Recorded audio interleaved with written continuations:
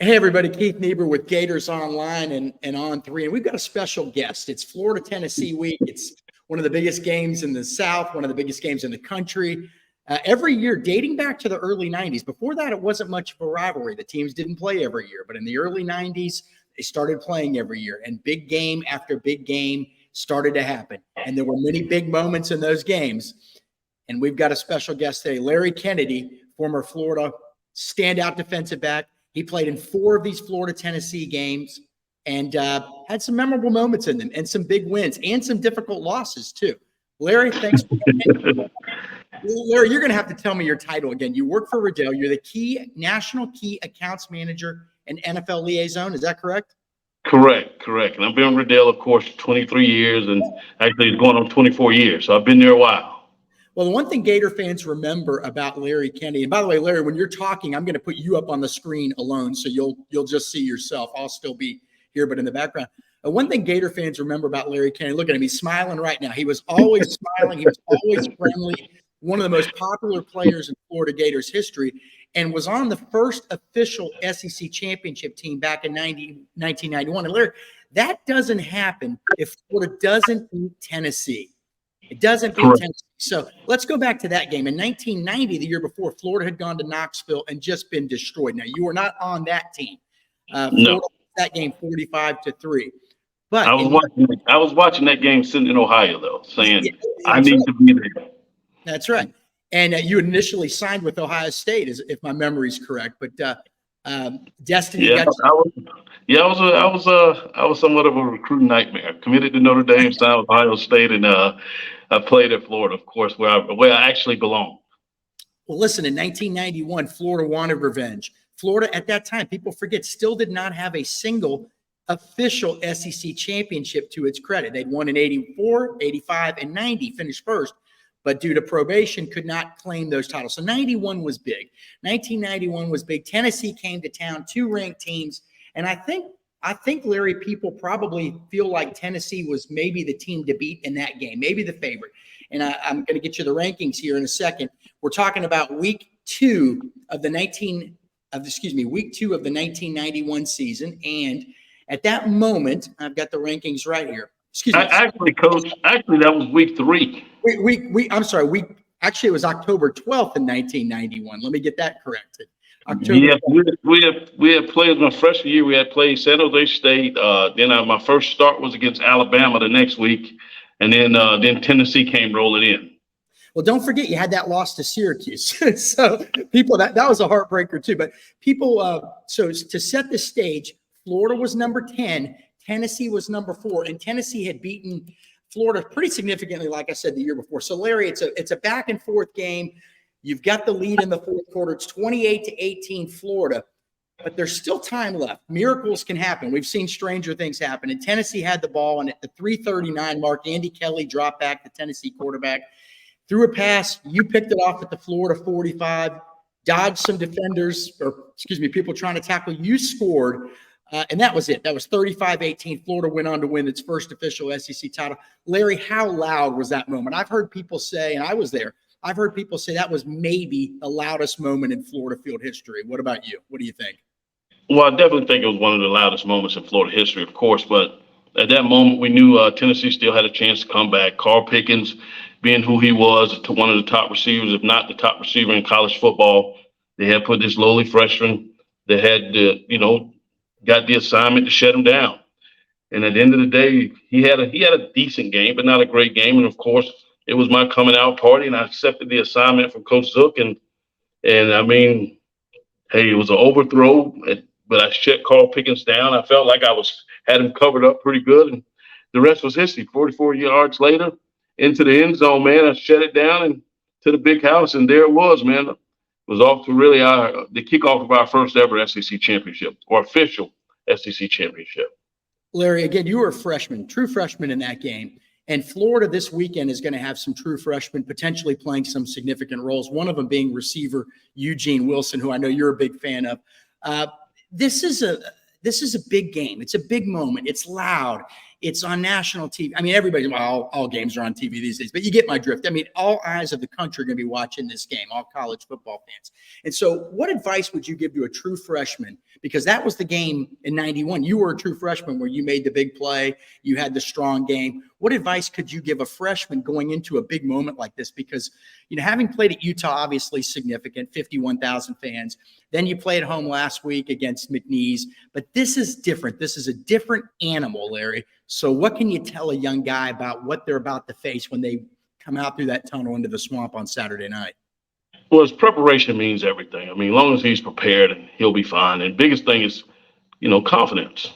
Young guys, man, you got to have the confidence. And as long as you got confidence and you're prepared in your preparation, man, all week, you got to worry about you. I never got caught up in the hype and worried about what other people were saying about Carl Pickens and what he was going to do and his stats, and he's this and he's that, and what he was supposed to do to the young freshman. So as a young freshman, as long as you prepped and ready, you got your game plan together, and you got confidence in yourself, you'll be fine. And I think he's the kind of player that he walks out there with number 3, he walks out there with confidence, he'll be just fine. Play your game and your game only. Larry, so I've got somebody knocking on my door, of course, while we're recording this. But Larry, one of the interesting things about this series was how it really took off. 1990 and 91, it was just part of a rotational structure in the SEC scheduling. But in 1992, you've had divisions for the first time. The Eastern Division with Florida, Tennessee, Georgia, Kentucky, and Vanderbilt, and South Carolina, and then the Western Division. So you then became Eastern Division rivals. So it not only had SEC significance overall, but to get to the SEC championship game, which was new in 92, you had to win the Eastern Division. But in 92, you all went up there to Knoxville, and it was kind of a little bit of the revenge game for Tennessee. And it was raining, and Florida's offensive line was new, and it was just one of those games where everything that could go wrong went wrong. And so how deflating, you remember the rain that day, it was just gushing inches, coming down. And how deflating is it to lose this game? I mean, you knew in 91 what it was like to feel the joy of beating Tennessee, but in 92, you experienced the other side of that. And how emotionally difficult was it? Well, that was emotional draining. I mean, it was a rough game. The rain, it felt like, they clogged our sidelines. I mean, the water was up there. Our ankles on the sideline. They was throwing bottles, the little Tennessee Jack Daniel bottles at us on the sideline. We had to keep our helmets on. And of course, coming back after the loss, it was one of those situations where our plane had lost, cabin pressure, and we dropped from however many feet, 30,000 feet to 10,000 feet, whatever the number was, but guys were scared. I mean, we had to make an emergency landing in Atlanta. Guys didn't get back on the plane. It was just a rough day all the way around. And, we just never forgot that night. I mean, it was such a miserable night all the way around with just the rain, the loss, the plane. And after that, my whole thing was, I never wanted to lose to Tennessee ever again. That feeling was the worst feeling in the world. Yeah, well, you didn't lose to them again. Let's can't get the words right there. Let's flip forward to the next year, 93. So everybody remembers the Doring's got a touchdown play, right? I mean, I think we just celebrated the anniversary of that. So I want to say maybe the week before the Tennessee game, you had a 2-quarterback deal. You had Terry Dean and you had Danny Werfel. And up in Lexington, neither one of them played particularly well, but Danny led you to that victory on that last minute drive where he hit Chris Doering for the 28-yard touchdown. But then you go to Tennessee, you play Tennessee the next week in Gainesville, and you don't know what we saw on the field in Lexington. Was that the real Florida team, or was it a team that was still finding its identity? And lo and behold, you guys played a great game the next game against Tennessee. I think you won 41-34. Just one of those explosive games. The Florida offense, which Larry had struggled, you'll recall, the week before, was lights out. Yeah. And Danny Werfel really became the Danny Werfel we knew, and Chris Doering became the Chris Doering we knew that week. The defense wasn't the greatest game for you guys, but what another big win in 93, which then set the table to another SEC title. What do you remember about that game? Because, listen, you guys were lucky to escape Lexington alive with a win the week before, Larry. Well, we overlooked Kentucky a little bit. Kentucky had some good ball players that year. I mean, if you look at the players that got drafted, they had good running backs. I mean, they had a good defense. They had a pretty good team. But, of course, we were looking past Kentucky a little bit, I think. prepping for Tennessee. But at the end of the day, man, we knew what we had to do in the swamp. We defended the swamp. Sometimes, man, playing away, you kind of can go to sleep, get lulled to sleep. And Kentucky wasn't necessarily the funnest place to play. It wasn't the loudest. It wasn't a football city. It wasn't a football place. So, you think Kentucky, you think basketball. And they had our number that night. They played a great game, but at the end of the day, the Gators prevailed and we won it. And of course, Warford or Doran came alive, and that's all that mattered. On to Tennessee after that. 24-hour rule, move on.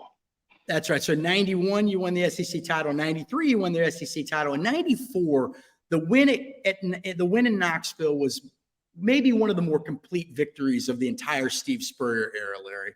1994. You'd scored 70 points each of the first 2 weeks.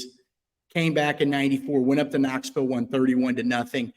The Vols went through 3 quarterbacks, finished the game with the freshman Peyton Manning out on the field, but just a complete. That was my senior year, of course. We won 31-0. Of course, yeah, it was a coming out party for Peyton. He got some snaps that game, and I was a team captain, and there was no way we was going to lose to Knoxville again. I told you, I still had feelings from the 92 loss, and I refused to go up there in 94 and have that feeling again. And we went up there in 94, man, and we knocked them out. We were the number 1 team in the nation.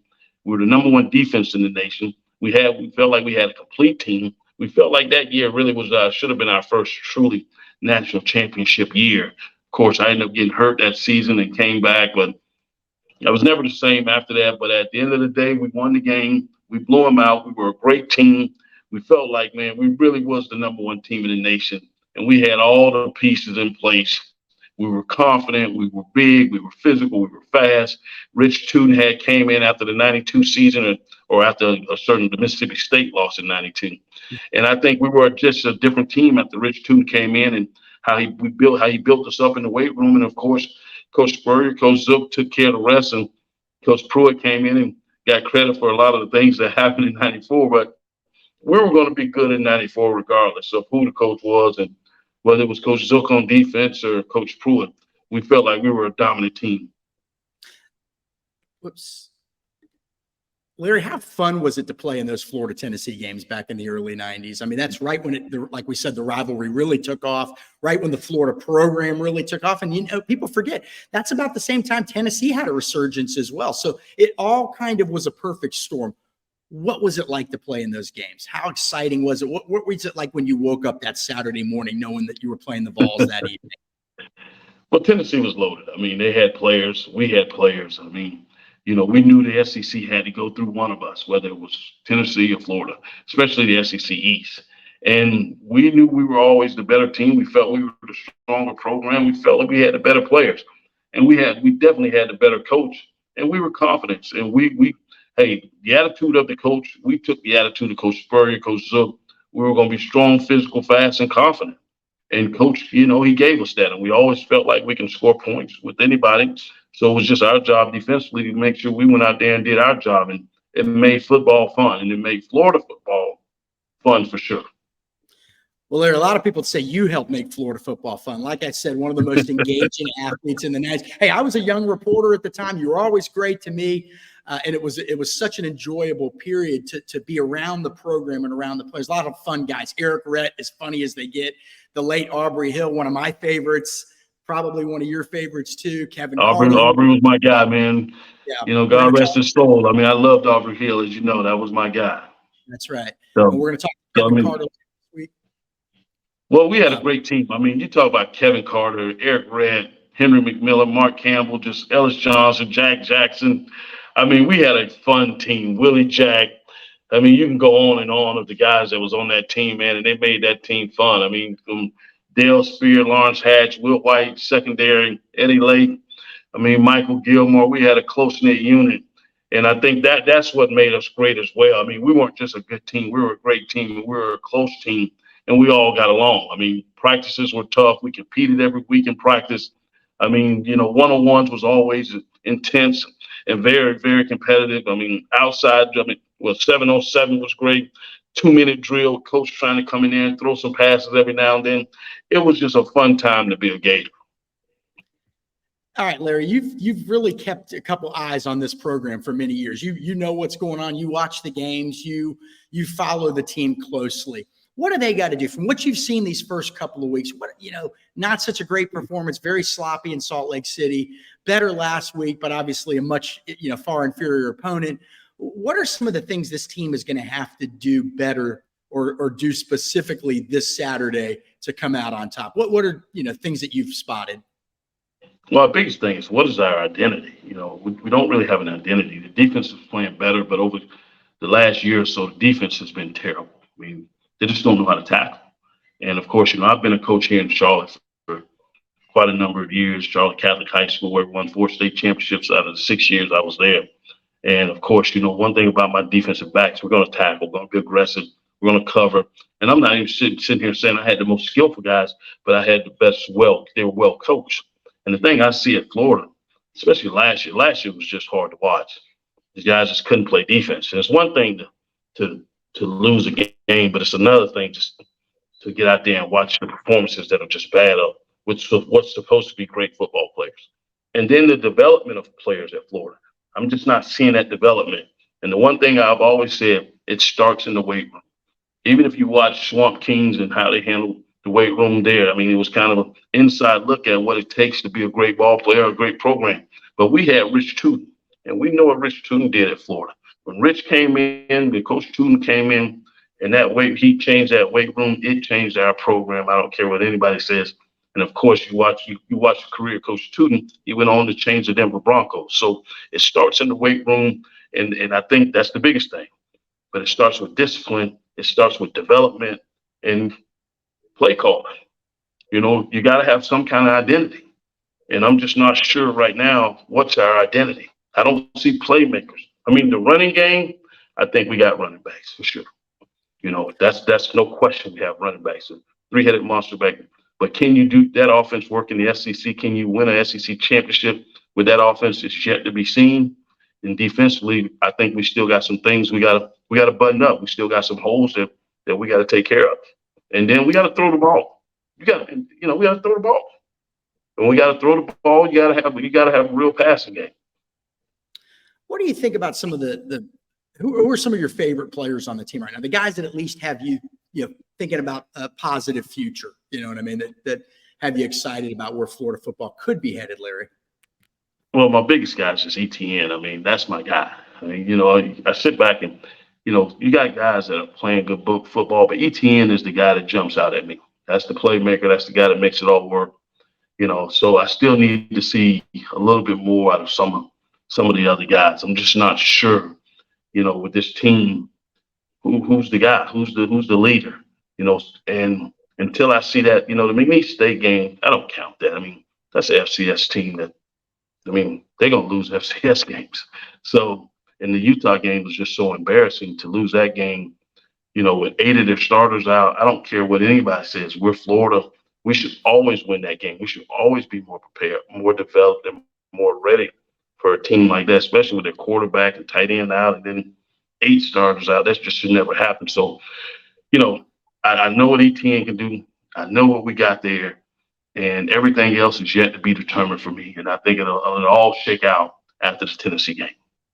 Are you going to be able to come down to any games this year? Yeah, I'm going to make a couple. Of course, I wanted to make Tennessee game, but we have a national sales meeting, so I'll be in Arizona watching the game. But I'm going to pick a few games, at least a couple, that I'm going to come down to. I just hadn't made my mind up which ones yet. When you're there, do you ever think back to the 91 interception against Tennessee, like it was right there? Do you visualize all that, or are you just busy talking to friends and enjoying the game like I would? Or is that brain of Larry Kennedy's taking him back in time? Well, sometimes, a lot of times now, I'm not even on the sidelines. I go up in the suites and sit up in the suites, but I do go on the sideline, do visualize that moment, in time, because it was a great moment. It changed my life. It changed football at Florida for forever. And so how can you not relive that moment? And when you walk on that field, it's just something it's going to be stigma, and it's going to be that mystique that's always with you. All right, last question with Larry Kennedy. If you enjoyed this video, make sure you hit the like button, subscribe to our YouTube channel, and please leave a comment. Gator great Larry Kennedy. I got to ask you, after that game, all right, It's 35-18. You have the pick six at the end of the game. The place is going crazy. Put us inside the locker room after that game, and then wherever you went after.